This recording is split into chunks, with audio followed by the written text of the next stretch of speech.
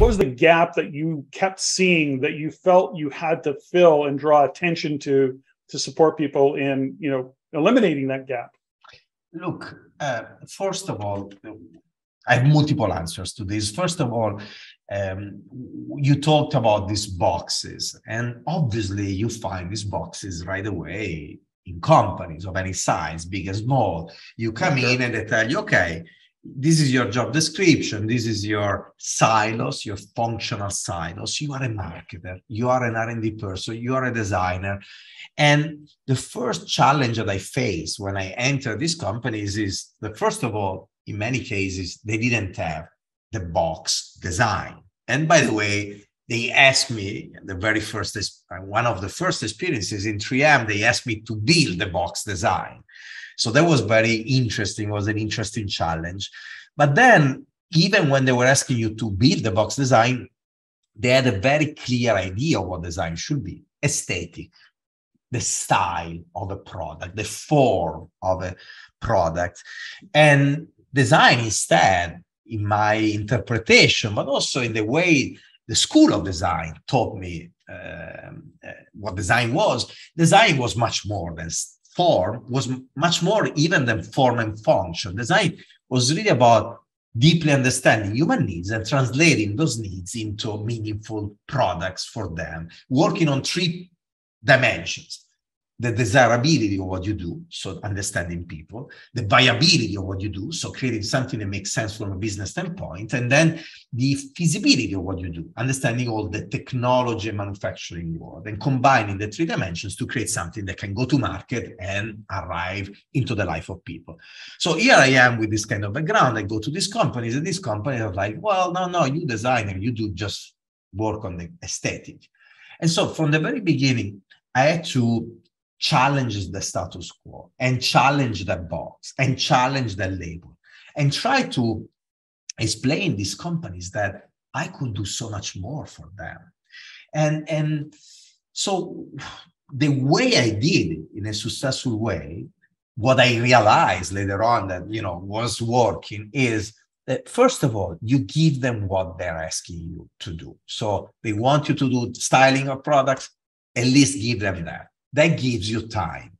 In parallel, you start to ask yourself, what do they really need? Beyond what they're asking me, but mostly beyond what they think I could give them. What, on the base of my background, on the base eventually also my diversity. I was a very diverse kind of person, a designer, a creative inside these business-driven or tech-driven companies, or later on an Italian in an American kind of driven company, a creative in a process kind of driven companies. So what can I offer to them, number one? And 2, what do they really need on the base of what's going on in the world out there, how the world is changing, society is changing. And again, how I can combine, what I can offer with what they need. And once you realize that, you start to work behind the scenes to give it to them without them asking it. And in Pepsico today, we call it acting as owners. It's the entrepreneurial kind of mindset. It's the idea of, okay,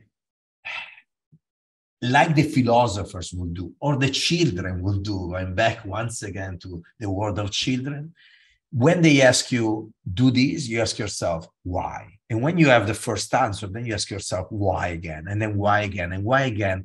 Until you arrive to the root cause of everything. When 3M, the Minnesota company 3M, asked me to join the company as a design coordinator at 27, working on one of the business units of the company in Europe, they were asking me to design certain projects in the specific market, was the consumer market. I started to ask myself, why are they doing that? Well, the market was changing and there were new entrants and new competitors. And why they were entering, what was happening, and what they were leveraging to justify 3M being interested on design. And I realized that the society was changing, competition was changing. There were a variety of forces in act that were moving a different approach to innovation in general. And the aesthetic component was just one part of it. And so I understood that I needed to drive much more than the aesthetic of the product. I needed to drive human-centered innovation in the company. I needed to leverage what I learned at school, what I could offer to them. But to do that, it was not about the projects. It was not even just about the business strategy of the specific business unit. It was also about empowering the business leaders to do it. It was about how the company was rewarding them, how the company was measuring the performance of these people, what were the KPIs. And so I realized that I needed to work with HR and with finance to empower those business leaders to see things in a different way, to embrace human centricity, to embrace design-driven innovation.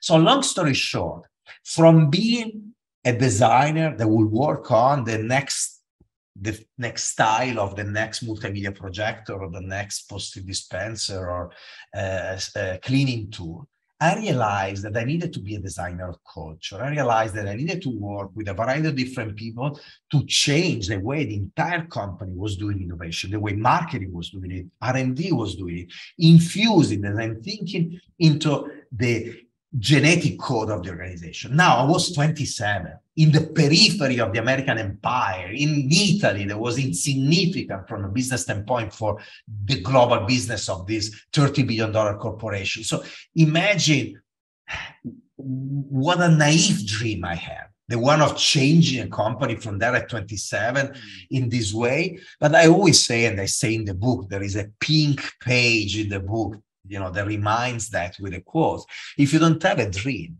you will never be able to realize it. We need to think big. We need to dream. And dreams are, by definition, naive. And so this idea of thinking big and dreaming and then analyzing the situation, challenges the status quo, arriving to the root cause, asking yourself why with extreme curiosity, and then with great optimism, trying to change the game, and having the courage of doing that, this is really, I think, what characterized my journey. And I had the courage early on of saying, you know what? Yes, that's my label, that's my box as a designer in this company, but I think I could do much more leveraging my uniqueness, my diversity as a human being, as a person, as a designer, as an Italian, as a creative. And I realized what were my strengths and also what were my weaknesses. I work on my weaknesses and I leverage my strengths. And finally, I succeed in convincing the company there was much more value in leveraging design and design thinking holistically than just by having me as a stylist working on products.